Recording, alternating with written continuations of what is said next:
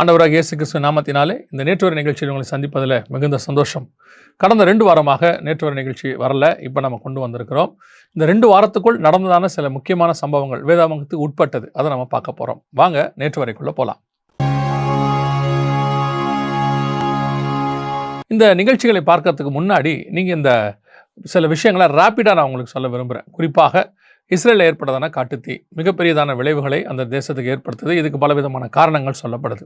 2வது, இந்தியாவுக்கும் பாகிஸ்தானுக்குமான யுத்தம் ஆரம்பித்து அது மீண்டுமாக சமாதான நிலைமைக்கு வருது அல்லது இன்னும் முடிவுக்கு வரல, இப்படி போய்கொண்டே இருக்கிறது. இது மட்டும் இல்லாதபடிக்கு பல வகையில் இயற்கை பேரழிவுகள் இந்த மாதிரி சம்பவங்கள்லாம் நடைபெற்று கொண்டே இருக்கிறது. இது எல்லாமே ஒரு புறம் காரியங்கள் நடைபெற்று கொண்டிருந்தாலும், ஆனால் நமக்கு வேதாகமத்தில் சொல்லப்பட்ட மிக முக்கியமான விஷயம் என்ன, அதைத்தான் பார்க்கணும். முதல்ல நம்ம பார்க்க போகிறது டீடாலரைசேஷன், அதாவது அமெரிக்காவினுடைய டாலர் மீண்டும் வீழ்ச்சி அடைகிறது. ஏற்கனவே நம்ம சொல்லியிருக்கிறோம், ஒரு வல்லரசு விழணும்னு சொல்லி கொஞ்சம் கொஞ்சமாக படிப்படியாக இது விழுந்துக்கிட்டே இருக்குது. அதனுடைய ஒரு உச்சமாக என்ன அப்படின்னு கேட்டிங்கன்னா, ஒரு 8 நாளைக்கு முன்னாடி 11 நாடுகள், குறிப்பாக இந்த ஆசியா பகுதியை சார்ந்த 11 நாடுகள், ஐரோப்பா ஆசியா பகுதியை சார்ந்த 11 நாடுகள் இந்த டாலரை நாங்கள் பயன்படுத்த போவதில்லை, நாங்கள் இதிலிருந்து வெளியே வந்து நாங்கள் சொந்த பணத்தை அல்லது வேறொரு பணத்தை உபயோகப்படுத்த போகிறோம்னு சொல்கிறாங்க. அந்த குறிப்பாக அந்த நாடுகள் என்ன அப்படின்னு சொல்லி நீங்கள் பார்த்தீங்கன்னு சொன்னால், Russia, Armenia, Azerbaijan, Belarus, Kazakhstan, Kyrgyzstan, Moldova, Tajikistan, Turkmenistan, Uzbekistan, இது எல்லாமே ஐரோப்பா பக்கத்தில் ரஷ்யாவுக்கு நெருக்கமாக இருக்கக்கூடியதான ஒரு நாடுகள். அதாவது ஆசியாவுக்கும் ஐரோப்பாவுக்கும் நடுவில் இருக்கக்கூடிய மிக முக்கியமான நாடுகள். இதில் ரொம்ப ஆச்சரியப்படுற நாடு எதுன்னு கேட்டிங்கன்னா, 11வது நாடு எதுனா உக்ரைன். உக்ரைனும் டாலரை விட்டு வெளியே வருது. இப்போ தான் அவங்க வந்துட்டு இந்த மினரல்ஸ் விஷயத்தில் வந்து என்ன பண்ணியிருக்காங்கன்னு கேட்டால் சைன் பண்ணியிருக்கிறாங்க அமெரிக்காவோட. ஆனால் இப்போ உடனடியாக டாலரை விட்டு வெளியே வரன்றாங்க. ஏற்கனவே இந்த டாலர் விட்டு வெளியே வந்து தனி அமைப்பு ஒன்று இருக்குது, பிரிக்ஸ் அப்படின்னு ஒன்று இருக்குது. அதாவது Brazil, Russia, India, China, south Africa, இவங்கெல்லாம் சேர்ந்து பண்ணியிருக்கிறாங்க. இத்தனை நாடுகளோடு இந்த 11 ஏற்கனவே பல நாடுகள் சேர்ந்துருக்குது. இது இல்லாமல் இந்த 11 நாடுகள் இப்போ சேருது. ஸோ ஒரு பக்கம் பிரிக்ஸ் ஸ்ட்ராங் ஆகிட்டு போகிற மாதிரியே இருக்கிறது. மறுபக்கம் பார்த்தீங்கன்னு சொன்னால் டாலர், அதாவது அமெரிக்க டாலர் வீழ்ச்சி அடைகிறது. ஆனால் உண்மையிலேயே நாம் ஏற்கனவே சொன்னபடிக்கு டாலர் வீழ்ச்சி அடையும், அதில் மாற்றுக்கிறதுல வீழ்ச்சி அடைய தொடங்கிருச்சு.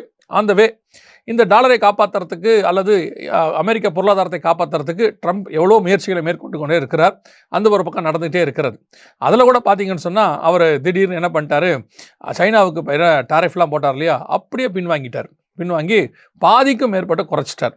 இப்போ சைனாவும் கொஞ்சம் டாரிஃபை குறைச்சிருக்குது. ஆனால் என்ன, இது ஒரு காரியத்தை கவனிங்க, ஒரு வல்லரசு அமெரிக்காலாம் ஒரு காலத்தில் ஒன்று சொன்னது தான், மாற்றுக்கிறதே கிடையாது. அமெரிக்காவை பார்த்து எல்லாரும் பயப்படுவாங்க.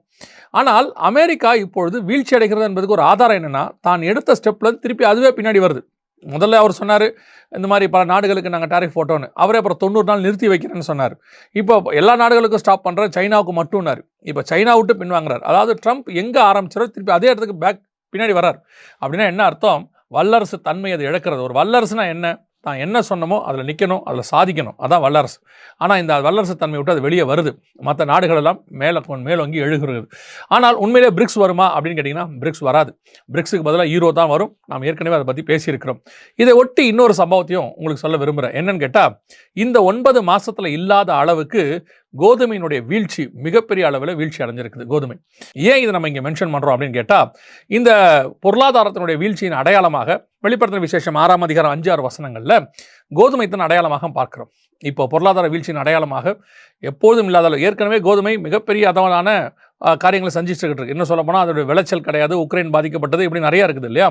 இதெல்லாம் தாண்டி இப்போ கோதுமையானது மிகப்பெரிய வீழ்ச்சியை சந்திச்சுட்டு இருக்கு. அதாவது டீடாலரைசேஷன், ஒரு பக்கம் பொருளாதாரத்தில் அமெரிக்கா விழுகிறது, உலகமே பொருளாதாரத்தில் விழுகிறது. மாற்று பொருளாதாரத்துக்கு உலகம் போகுது, நியூ வேர்ல்டு ஆர்டர் அப்படின்னு சொல்லுவாங்க. அந்த மாற்று பொருளாதாரத்துக்கு உலகம் போகுது. அப்படின்னா நாம் அடுத்த பொருளாதாரத்தை நிர்ணயிக்கக்கூடிய வல்லரசை எதிர்பார்க்கலாம், வருகிறது அந்த வே. இதை பற்றின அப்டேஷன் உங்களுக்கு பின்னாடி நான் உங்களுக்கு சொல்கிறேன். நாம் அடுத்த நிகழ்ச்சிக்கு போகிறோம். இது சமீபத்தில், அதாவது இந்த இந்தியா பாகிஸ்தான் பிரச்சனை நடந்துக்கிட்டே இருக்கும்போது, பாகிஸ்தானில் தொடர்ந்து 3 நாட்களாக நிலநடுக்கம் நடக்குது. இந்த நிலநடுக்கம் எதனால் நடக்குது அப்படிங்கிறது ஒரு புறம் என்ன சொல்கிறாங்க அப்படின்னு கேட்டிங்கன்னு சொன்னால், உண்மையிலேயே அது நிலநடுக்கம் தான் அப்படின்னு சொல்கிறாங்க. இன்னொரு பக்கம் என்ன சொல்கிறாங்கன்னு கேட்டால், நியூக்ளியர் குண்டுகளை அல்லது அந்த அணுகுண்டுகளை அது சோதனை செய்து பார்க்குது அப்படின்னு சொல்கிறாங்க. இப்போ இந்த பூமியானது இந்த நியூக்ளியர் குண்டுகளை வெடிச்சு பார்க்க ஆரம்பிச்சு நமக்கு உலகத்துக்கு தெரிஞ்சு 1943ன்னு வச்சுக்கோங்களேன், அதாவது ஹிரோஷிமா நகசாக்கி மேல போட்டதுலேருந்து கொஞ்சம் கொஞ்சமாக இந்த அணுகுண்டுகள் சோதனைகள் அதிகப்படியாக போயிட்டே இருக்குது. இந்த பூமிக்கு மேலே இவங்க வெடிக்க வெடிக்க பல அடி ஆழங்களை தான் அதை வெடிச்சு வச்சு ட்ரை பண்ணுவாங்க. நீங்கள் போய் ஹிரோஷிமா நகசாக்கி குண்டை அந்த நியூக்ளியர் வெடிக்கப்பட்டதை கடலில் வெடித்து அவங்க செக் பண்ணி பார்த்தாங்க ஃபஸ்ட்டு. நீங்கள் பாருங்கள் அதோடைய வீரியம் எப்படி இருக்குன்னு பாருங்கள். அந்த வீடியோவில் அவ்வளவு தூரம் அது ஸ்ப்ரெட் ஆகி பரவும். சிலர்லாம் சொல்கிறாங்க 300 கிலோமீட்டருக்கு அந்த கடல்வாழ் உயிரினங்கள் தான் செத்து போயிருமா, அந்த அளவுக்கு அதோடைய தாக்கம் இருக்கும் அப்படின்னு சொல்கிறாங்க. இப்போ அதை விட சக்தி வாய்ந்த, ஏன்னா அதுக்கப்புறம் 60 வருஷம் ஆயிடுச்சு, அதை விட பல ஆயிரம் மடங்கு சக்தி வாய்ந்த குண்டுகள்லாம் வெடிக்கப்படுகிறது. இப்படி ஒவ்வொரு நாடும் பூமிக்கு மேலே வெடிச்சு வெடிச்சு இது எப்படி இருக்குன்னு கேட்டிங்கன்னா, நம்ம ஊரில் ஒரு பழமொழி சொல்லுவாங்க, மரத்தில் கிளையில் உட்காந்துட்டு அந்த கிளையை ஒருத்தன் வெட்டினானா, அந்த மாதிரி தான் இருக்கிற பூமியில் தங்க நாட்டுக்குள்ளே, தங்கள் நாட்டுக்கு எல்லையில் கடல்லையோ அல்லது பாலைவனத்திலையோ அல்லது ஏதோ ஒரு இடத்துல எல்லா நாடுகளும் இந்த நியூக்ளியர் குண்டுகளை சோதிச்சு பார்த்துக்கிட்டே இருக்கு. இது ஒரு வகையில் தங்களுடைய பலத்தை காட்டுறதாக இருக்கலாம், அல்லது தங்கிட்ட இருக்கிற பலத்தை சோதிச்சு பார்க்கறதா இருக்கலாம். வாட் எவர் இட் இஸ், அவங்க என்ன வேணா பண்ணட்டும். ஆனால் முடிவு என்ன தெரியுங்களா, பூமி வீக் ஆகுது அடிக்க நார்மலாக தானே. நீங்கள் ஒரு இடத்த தோண்டிட்டு திருப்பி என்னதான் மண்ணு போட்டு மூடினாலும் அது அந்த ஸ்ட்ராங்க்கு வரவே வராது. அதே மாதிரி தான் இவ்வளோ தூரம் இவங்க எல்லா சோதனையும் செய்து நீங்கள் பார்த்தீங்கன்னா பூமி மிகப்பெரிய மோசமான இடத்துக்கு போயிட்டே இருக்குது. வேதம் சொன்னபடி தீவுகள் எல்லாம் அகன்று போகும் அப்படின்லாம் வெளிப்படுத்தின விசேஷம் 6ஆம் அதிகாரத்தில் இருக்குது. அதெல்லாம் இப்போ நடக்க ஆரம்பிச்சிருக்குது. இது மட்டும் இல்லை, இதோடு கூட சேர்ந்து கிரீஸில் மிகப்பெரியதான நிலநடுக்கம் 6.4 வந்திருக்குது. அப்புறம் அமெரிக்காவுடைய ஜியாலஜிக்கலில் வந்து ஆராய்ச்சி பண்ணி இல்லை 6.1 தான் சொல்லியிருக்கிறாங்க. அங்கேயும் மிகப்பெரிய பூமி அதிர்ச்சிகள் ஏற்படுகிறது. நம்ம சில வாரங்களுக்கு முன்பாக துருக்கியில் மிகப்பெரிய பூமி அதிர்ச்சி. இந்த வருஷம் தொடங்கலதே பாருங்கள், பூமி அதிர்ச்சிகள் அடுத்து பெரிய லெவலில் வந்துக்கிட்டே இருக்குது. சமீபத்தில் கூட நம்ம பார்த்தோம் இல்லையா மியான்மரில். ஸோ இந்த மாதிரியான பூமி அதிர்ச்சிகள் காலம் ஒரு பக்கம் நடந்துக்கிட்டே இருந்தாலும் இவங்க நடுவில் இந்த குண்டுகளெல்லாம் வெடிச்சு பூமியை அதிர பண்ணுகிறார்கள். ஸோ பூமி அதிர்ச்சியினுடைய விளைவாக, இந்த குண்டுகள் வெடிப்பின் விளைவாக பூமியானது மிகப்பெரியதான அழிவை நோக்கி போய்கொண்டே இருக்கிறது. இதை இவங்க வந்துட்டு ஏதோ வெடிச்சு முடிச்சாச்சு, வேலை முடிஞ்சிச்சுன்னு நினைக்கிறாங்க. கண்டிப்பாக கிடையாது. எல்லாருக்குமே தெரியும், அவங்களுக்கும் தெரியும் அந்த இடம் என்ன வீக் ஆகும் அப்படின்னு அவங்களுக்கும் தெரியும். இப்போ அதுதான் நடைபெற்று கொண்டே இருக்கிறது. பூமியானது, பழைய பூமி, இந்த பூமியானது மிகப்பெரிய அழிவை நோக்கி போய்கொண்டிருக்கிறது. வாங்க நம்ம அடுத்த காரியத்தை மிக முக்கியமாக பார்க்க போகிறோம்.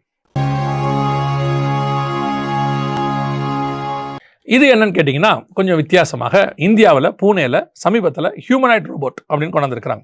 இந்த ஹியூமனாய்ட் ரோபோட்டை பற்றி நம்ம நிறைய படிச்சிருக்கோம், நிறைய நேற்று வரையில் கூட பார்த்துருக்கிறோம், நிறைய நடக்குது.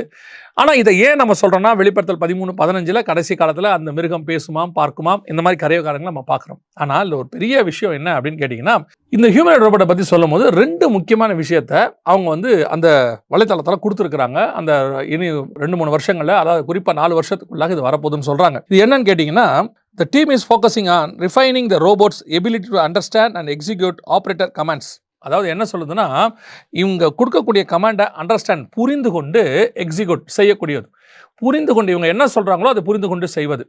பொதுவாக இப்போ நம்ம அப்படி தானே செஞ்சிட்டு இருக்கு அப்படின்னு கேட்டிங்கன்னா, ஏஐ டெக்னாலஜி அதுக்கு அடுத்த கட்டத்துக்கு போகுது. என்னன்னு கேட்டிங்கன்னா, அதுவே புரிந்து கொண்டு அதுவே செய்யும் இவங்க என்ன சொல்கிறாங்கங்கிறத. அதில் அவங்க என்ன செய்கிறாங்கன்னா, எதிரி நாட்டை மட்டும் தாக்கக்கூடியதாக அமைக்கக்கூடியதாக இருக்கணும். இந்த ஹியூமனாய்ட் ரோபோட்டுடைய விசேஷம் அதுதான். சரி, இதை நம்ம ஏன் பார்க்கணும் அப்படின்னா, வெறும் வெளிப்படுத்தல் 13:15 இது சொல்லப்பட்டிருக்கின்ற ஒரு காரணம் மட்டுமல்ல, யோவேல் 2ஆம் அதிகாரத்தில் நீங்கள் போய் வாசித்து பாருங்கள், 3வது வசனத்திலிருந்து மிக தெளிவாக இந்த ரோபோட்டோடைய ஒரு ஆர்மியை பற்றி அங்கே பேசப்படுது. இந்த ஆர்மி எப்படி இருக்கும், என்ன செய்யும், இப்போ வரக்கூடிய ட்ரோன் ஆர்மி, ரோபோட் ஆர்மி எல்லாமே அங்கே இருக்குது. யோவேலுக்கு சொல்லப்பட்டது. அந்த தீர்க்க தரிசனத்தில் அவர் பார்க்குறாரு, அந்த மனுஷன் இல்லைன்னு மட்டும் அவருக்கு நல்லா தெரியுது. அதை பற்றின விளக்கங்களை அங்கே கொடுக்குறாரு. நீங்கள் முடிஞ்சால் 2ஆம் அதிகாரம் யோவேல் புத்தகத்தை போய் வாசித்து பாருங்கள். அதில் என்ன சொல்லப்பட்டதோ அப்படியே துல்லியமாக தீர்க்க தரிசனம். நம் காலத்தில் ஒரு ஜாதி எழும்புகிறதுன்னு அங்கே இருக்கும், அதாவது ஒரு விதமான இனம் எழும்புகிறது அப்படின்னு இருக்கும். அந்த இனத்துக்கு வந்து மரணம் இருக்காது, எல்லாமே அங்கே சொல்லப்பட்டிருக்கிறது. இப்போ அது நடக்க ஆரம்பித்திருக்கிறது. இதை கண்டு உலகமே பயப்படணும்னு இருக்குது. இப்போ பாருங்கள், அத்தனை நாடுகளும் யுத்தம்னு ஆரம்பித்தோன்னா முதல்ல ட்ரோன் அட்டாக் அப்படி தான் செய்கிறாங்க. இந்த ட்ரோன் அட்டாக்கு, ஆனால் இந்த அட்டாக் பல வகையான அட்டாக்ஸ் இருக்குது. சைபர் அட்டாக் இருக்குது, அப்புறம் இந்த ட்ரேட் அட்டாக் இருக்குது. இதெல்லாம் தாண்டி இப்போ ட்ரோன் அட்டாக் ரொம்ப இம்பார்ட்டண்ட்டாக போயிட்டு இருக்குது. ஸோ இதெல்லாம் தாண்டி இப்போ ரோபோட், இந்த ஹியூமனாய்ட் ரோபோட்ஸோடைய தான ஒரு ஆர்மி உருவாகிறது. வேதம் சொன்ன அந்த கடைசி காலத்தின் ஒரு மிக முக்கியமான சேனை அல்லது ஒரு ஆர்மி மிக முக்கியமாக உருவாகிறது. இதை பற்றின காரியங்களை குறித்தும் அப்டேட்ஸை உங்களுக்கு நாங்கள் சொல்லுகிறோம். கர்த்தருக்கு சித்தமானால் இன்னொரு நேற்று வரை நிகழ்ச்சியில் உங்களை மீண்டும் சந்திக்கிறோம். God bless you.